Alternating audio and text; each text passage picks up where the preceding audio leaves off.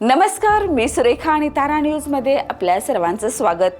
कोल्हापूर ऐतिहासिक वारसा, श्री महालक्ष्मीचं श्रद्धास्थान, उद्योग व्यवसायाची ताकद आणि क्रीडा क्षेत्राची मोठी परंपरा असलेलं शहर. पण आता याच कोल्हापूर समोर विकासाच्या नव्या पर्वाचं आव्हान उभं आहे.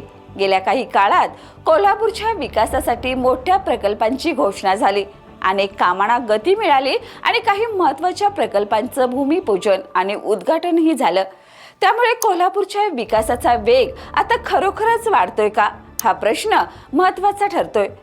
मुख्यमंत्री देवेंद्र फडणवीस आणि उपमुख्यमंत्री एकनाथ शिंदे तसंच सुनेत्रा पवार यांच्या नेतृत्वाखाली महायुती सरकारकडून कोल्हापूरसाठी विविध विकास कामांना चालना देण्यात येत असल्याचा दावा केला जातोय. श्री महालक्ष्मी तीर्थक्षेत्र विकास, रंकाळा परिसराचा विकास, संगीत सूर्य केशवराव भोसले नाट्यगृहाचं नूतनीकरण, राजश्री शाहू महाराजांच्या समाधी स्थळाचा विकास, अशा प्रकल्पामुळे कोल्हापूरच्या पर्यटनाला नवा चेहरा देण्याची संधी निर्माण झाली आहे. पण पर्यटनाचा विकास म्हणजे केवळ सुशोभीकरण नाही. कोल्हापुरात येणाऱ्या पर्यटकांची संख्या वाढली तर त्यांच्यासाठी पार्किंग, स्वच्छता, वाहतूक, निवास व इतर मूलभूत सुविधा सक्षम होणं तितकंच महत्त्वाचं आहे. कारण पर्यटक वाढले पण त्यातून स्थानिक व्यापारी, हॉटेल व्यावसायिक, छोटे उद्योजक आणि तरुणांना रोजगाराच्या संधी वाढल्या नाहीत तर त्या विकासाचा खरा अर्थ काय, हा प्रश्न विचारावा लागेल. याचबरोबर कोल्हापूरच्या विकासातील सर्वात मोठं आव्हान म्हणजे वाहतूक. शहराचा विस्तार वाढतोय, वाहनांची संख्या वाढते आणि त्याच तुलनेत रस्त्यावरचा ताणही वाढतोय. त्यामुळे प्रमुख रस्ते, पूल, ओव्हरब्रिज, पार्किंग व्यवस्था, रिंग रोड आणि शहराला जोडणाऱ्या महत्त्वाच्या मार्गांचे प्रकल्प प्रत्यक्षात आले तर वाहतुकीचा प्रश्न मोठ्या प्रमाणात सुटू शकतो. मात्र नागरिकांच्या मनात आता एकच सवाल आहे. कामांची घोषणा झाली, आराखडे तयार झाले, पण ही कामं पूर्ण होऊन प्रत्यक्ष दिलासा कधी मिळणार? कोल्हापूरच्या विकासाची चर्चा करताना महापुराचा प्रश्नही तितकाच महत्त्वाचा आहे.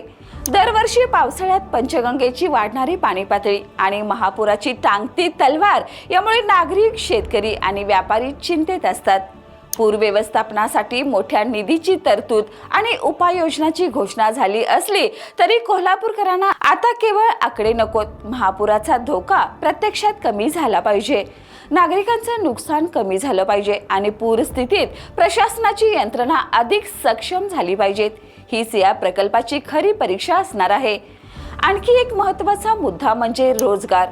कोल्हापूरच्या तरुणांकडे क्षमता आहे, कौशल्य आहे, पण मोठ्या रोजगारांच्या संधीसाठी अजूनही पुणे, मुंबई आणि बेंगलोर सारख्या शहराकडे पाहावं लागतं.